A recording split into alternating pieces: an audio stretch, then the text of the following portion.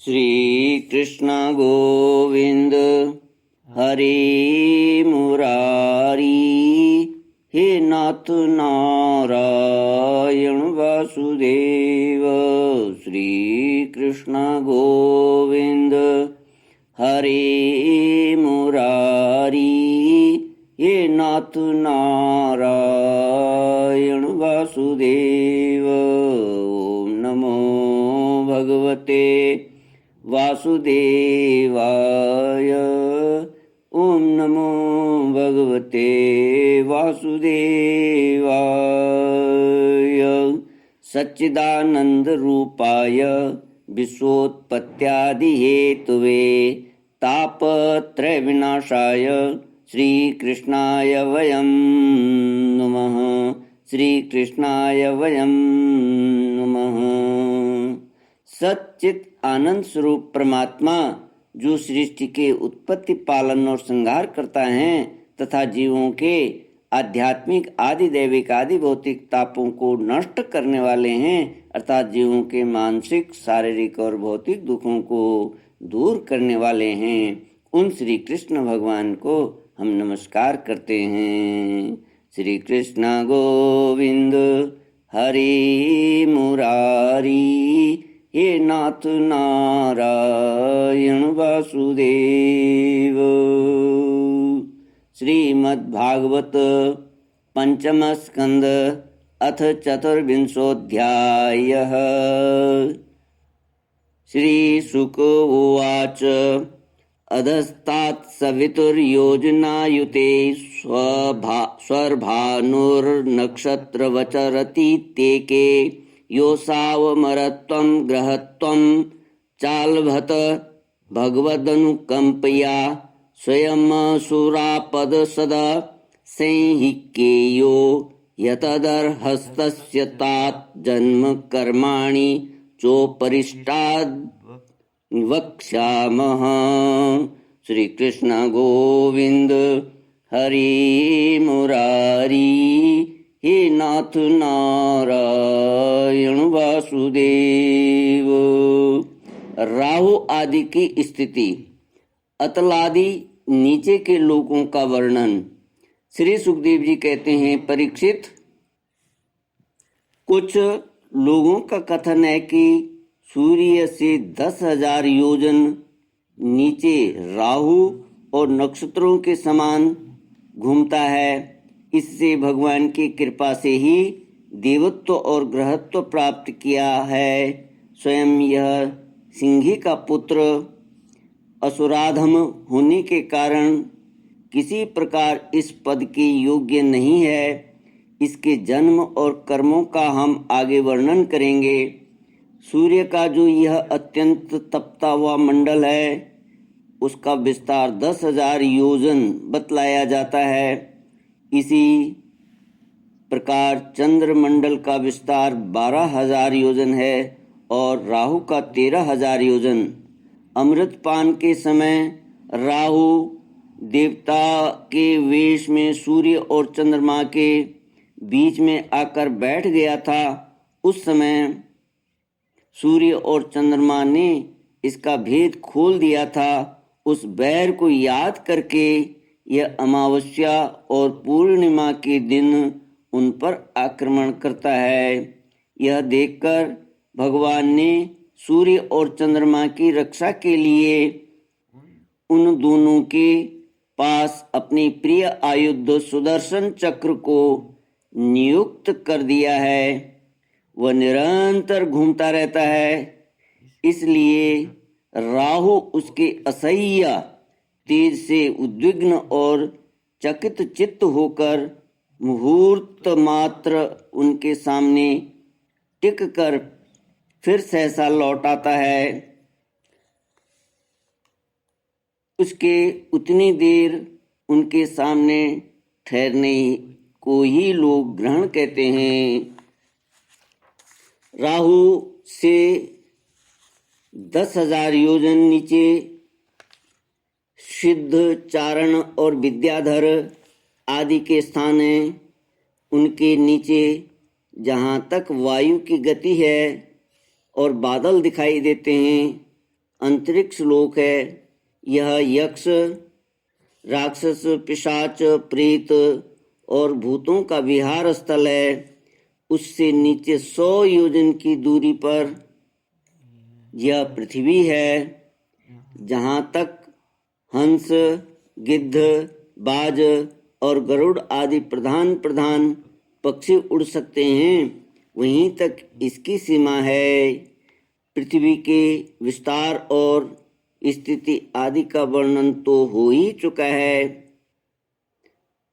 इसके भी नीचे अतल, वितल, सुतल, तलातल, महातल, रसातल और पाताल नाम के 7 भूविवर भूगर्भ स्थित बिल या लोक हैं। ये एक के नीचे एक 10-10 हजार योजन की दूरी पर स्थित हैं और इनमें से प्रत्येक की लंबाई चौड़ाई भी 10-10 हजार योजन की है। ये भूमि के बिल भी एक प्रकार के स्वर्ग ही हैं। इनमें स्वर्ग से भी अधिक विषय भोग, ऐश्वर्य, आनंद, संतान सुख और धन संपत्ति है। यहाँ के वैभवपूर्ण भवन, उद्यान और क्रीड़ा स्थलों में दैत्य, दानव और नाग तरह तरह की मायामयी क्रीड़ाएं करते हुए निवास करते हैं। वे सब गार्हस्थ्य धर्म का पालन करने वाले हैं।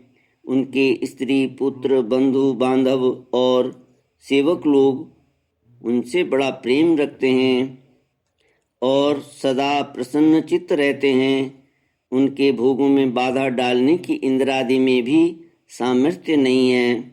महाराज, इन बिलों में मायावी मैदानव की बनाई हुई अनेकों पुरियां शोभा से जगमगा रही हैं, जो अनेक जाति की सुंदर सुंदर श्रेष्ठ मणियों से रचे हुए चित्र विचित्र भवन, परकोटे, नगर द्वार, सभा भवन, मंदिर आदि बड़े बड़े आंगन और गृहों से सुशोभित हैं तथा जिनकी कृत्रिम भूमियों अर्थात फर्शों पर नाग और असुरों के जोड़े एवं कबूतर, तोता और मैना आदि पक्षी किलोल करते रहते हैं। ऐसे पातालाधिपतियों की भव्य भवन उन पुरियों की शोभा बढ़ाते हैं। वहाँ के बगीचे भी अपनी शोभा से देवलोक के उद्यानों की शोभा को मात करते हैं। उनमें अनेकों वृक्ष हैं, जिनकी सुंदर डालियाँ फल फूलों के गुच्छों और कोमल कोंपलों के भार से झुकी रहती हैं तथा जिन्हें तरह तरह की लताओं ने अपने अंग पास से बांध रखा है। वहाँ जो निर्मल जल से भरे हुए अनेकों जलाशय हैं, उनमें विविध विहंगों के जोड़े विलास करते रहते हैं। इन वृक्षों और जलाशयों की सुषमा से वे उद्यान बड़ी शोभा पा रहे हैं। उन जलाशयों में रहने वाली मछलियाँ जब खिलवाड़ करती हुई उछलती हैं, तब उनका जल हिल उठता है। साथ ही जल के ऊपर उगे हुए कमल, कुमुद, कुवलय, कलहार, नील कमल, लाल कमल और शतपत्र कमल आदि के समुदाय भी हिलने लगते हैं। इन कमलों के वनों में रहने वाले पक्षी अविराम क्रीड़ा कौतुक करते हुए भांति भांति की बड़ी मीठी बोली बोलते रहते हैं, जिससे सुनकर मन और इंद्रियों को बड़ा ही आह्लाद होता है। उस समय समस्त इंद्रियों में उत्सव सा छा जाता है। वहाँ सूर्य का प्रकाश नहीं जाता, इसलिए दिन रात आदि काल विभाग का भी कोई खटका नहीं देखा जाता। वहाँ के संपूर्ण अंधकार को बड़े बड़े नागों के मस्तकों की मणियाँ ही दूर करती हैं।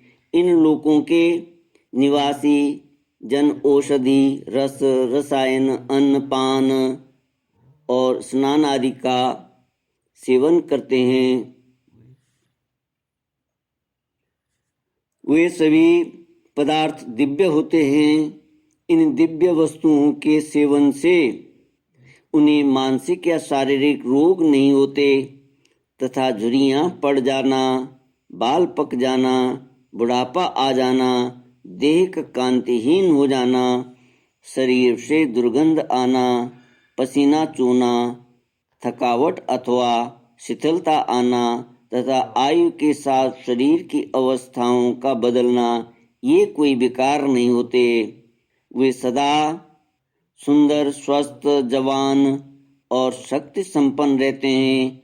उन पुण्य पुरुषों की भगवान के तेज रूप सुदर्शन चक्र के सिवा और किसी साधन से मृत्यु नहीं हो सकती। सुदर्शन चक्र के तो आते ही भय के कारण असुर रमणियों का गर्भस्राव और गर्भपात हो जाता है। अर्थात चौथे मास तक जो गर्भ गिरता है उसे गर्भस्राव कहते हैं और पांचवें और छठे मास में गिरने से वह गर्भपात कहलाता है।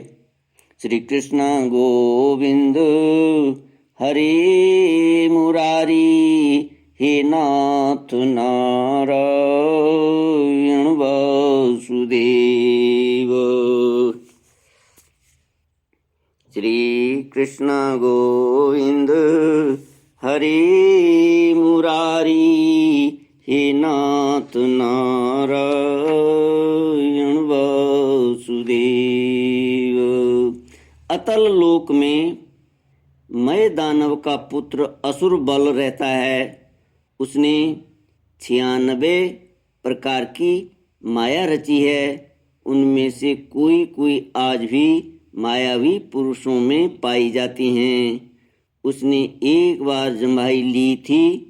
उस समय उसके मुख से स्वैरिणी केवल अपने वर्ण के पुरुषों से रमण करने वाली कामिनी, अन्य वर्णों के पुरुषों से भी समागम करने वाली और पुंसचली, अत्यंत चंचल स्वभाव वाली 3 प्रकार की स्त्रियां उत्पन्न हुईं। ये उस लोक में रहने वाले पुरुषों को हाटक नाम का रस पिलाकर संभोग करने में समर्थ बना लेती हैं और फिर उनके साथ अपनी हाव भावमयी, चितवन, प्रेममयी मुस्कान, प्रेमालाप और आलिंगन आदि के द्वारा यथेष्ट रमण करती हैं। उस हाटक रस को पीकर मनुष्य मदांध हो जाता है और अपने को 10,000 हाथियों के समान बलवान समझकर मैं ईश्वर हूँ, मैं सिद्ध हूँ, इस प्रकार बढ़ चढ़कर बातें करने लगता है। श्री कृष्ण गोविंद हरे मुरारी, हे नाथ नारायण वासुदेव। ओम पूर्णमद पूर्णमिदं पूर्णात् पूर्णमुदच्यते पूर्णस्य पूर्णमादाय पूर्णमेवावशिष्यते। ओम शांति शांति शांति। हरि ओम। श्री गुरुभ्यो नमः। हरि ओम।